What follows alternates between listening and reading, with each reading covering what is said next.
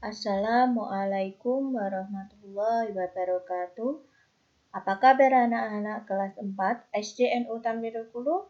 Semoga dalam keadaan sehat ya. Hari ini kita akan belajar tema 6 cita-citaku KD 3.1 mengidentifikasi karakteristik ruang dan pemanfaatan sumber daya alam untuk kesejahteraan masyarakat dari tingkat kota, kabupaten, sampai tingkat provinsi. Mapel IPS. Sebelum belajar, kita akan berdoa terlebih dahulu dengan membaca basmalah bersama-sama. Ayo, Bismillahirrahmanirrahim. Hari ini kita akan membahas tentang persebaran sumber daya alam di Indonesia. Persebaran sumber daya alam di Indonesia digolongkan menjadi dua, yaitu persebaran sumber daya alam hayati dan persebaran sumber daya alam barang tambang. Kita bahas satu-satu ya anak-anak. Sumber daya alam hayati. Sumber daya alam hayati dibagi menjadi dua. Apa itu? Yang pertama adalah sumber daya alam hayati nabati atau tumbuhan. Di antaranya adalah tanaman pangan, contohnya palawija, sayuran, dan buah-buahan. Kemudian tanaman industri, contohnya tebu, karet, kopi, teh, tembakau, kelapa sawit, dan kopra. Ada tanaman hutan berfungsi mencegah bencana alam. Yang kedua adalah sumber daya alam hayati hewani, terdiri dari hewan liar dan ternak. Hewan liar contohnya harimau, kera, orangutan. Untuk ternak biasanya dipelihara atau diternakkan untuk memenuhi kebutuhan manusia, contohnya ayam, itik, sapi, udang, dan domba. Kalian bisa dibuka halaman 10 di LKS IPS. Anak-anak kelas 4 yang kedua belajar tentang persebaran hasil tambang. Contohnya hasil tambang yang pertama adalah minyak bumi. Ayo siapa yang tahu apa itu minyak bumi? Ya, minyak bumi adalah terbentuk dari fosil hewan purba yang mati berjuta-juta tahun lalu dan tertimbun lapisan tanah. Itu ada gambarnya ya anak-anak, bisa dilihat. Daerahnya di mana ya?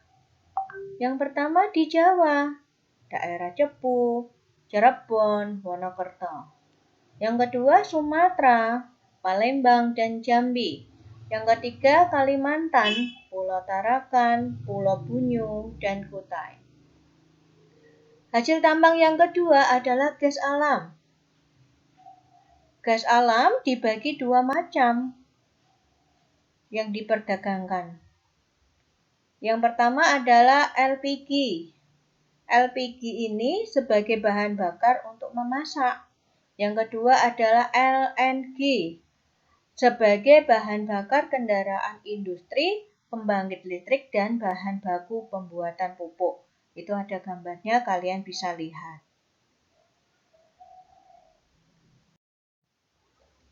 Contoh hasil tambang yang ketiga adalah batu bara.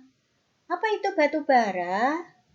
Ya, batu bara adalah terbentuk dari tumbuhan fosil yang tertimbun hingga berada dalam lapisan batu-batuan sedimen sejak berjuta-juta tahun yang lalu. Daerahnya di mana ya, Bu? Daerahnya ada di Ombilin, dekat Sawah Lunto, Sumatera Barat, dan Bukit Asam, dekat Tanjung Enim, Palembang. Itu ada gambar batu bara, kalian bisa lihat ya. Kemudian yang keempat adalah sumber daya logam. Contohnya timah, tembaga, dan nikel. Yang kelima, hasil tambang di Indonesia adalah sumber daya alam non-logam. Contohnya gamping, batu pualam, dan belerang. Anak-anak kelas 4, selanjutnya kita belajar tentang pemanfaatan sumber daya alam di Indonesia. Pemanfaatan sumber daya alam dibagi berdasarkan sifatnya. Yang pertama sumber daya alam hayati, yang kedua sumber daya alam non-hayati. Yang pertama, sumber daya alam hayati adalah sumber daya alam yang hidup. Ada tumbuhan sebagai bahan makanan, contohnya padi, jagung, gandum, tebu, dan sebagainya. Yang kedua sebagai bahan bangunan, contohnya kayu jati, kayu mahoni, kayu sengon. Yang ketiga sebagai obat-obatan, contohnya jahe, kencur, kunyit, daun seledri, dan sebagainya. Ada sebagai pertanian dan perkebunan, yaitu untuk bercocok tanam. Kemudian hewan, peternakan, dan perikanan. Yang kedua sumber daya alam non-hayati. Apa itu sumber daya non-hayati? Adalah sumber daya alam yang dapat diusahakan kembali keberadaannya dan dapat dimanfaatkan secara terus-menerus. Contohnya air. Untuk apa?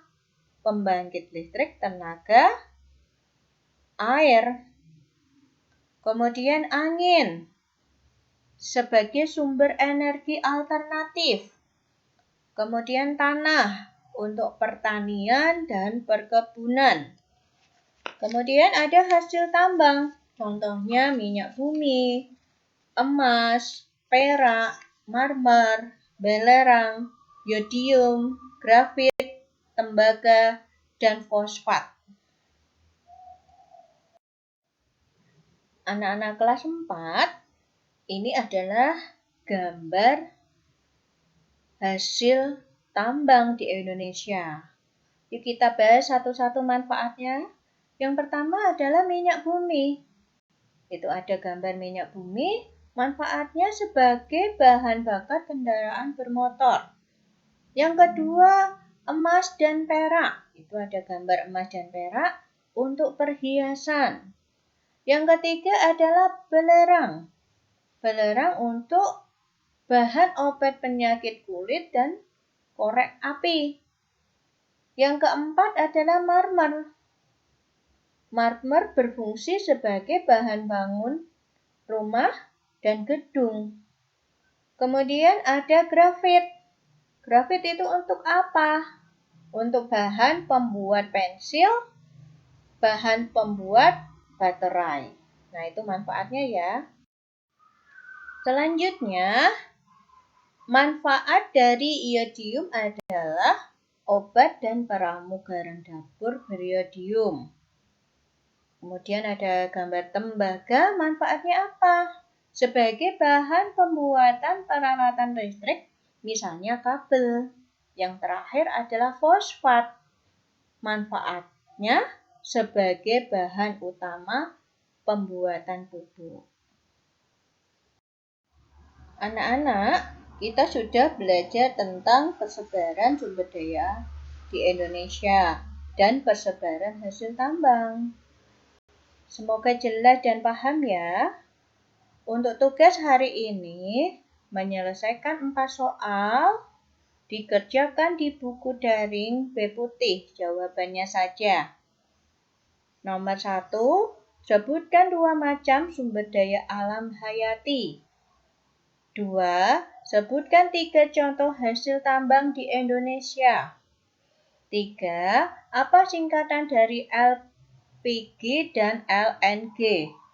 Yang keempat, sebutkan kegunaan dari belerang dan grafit. Itu tugasnya ya anak-anak. Anak-anakku kelas 4, kita sudah belajar tentang persebaran sumber daya di Indonesia dan persebaran hasil tambang. Semoga bermanfaat, jelas dan paham ya. Selalu jaga kesehatan, makan makanan yang bergizi. Terima kasih. Wassalamualaikum warahmatullahi wabarakatuh.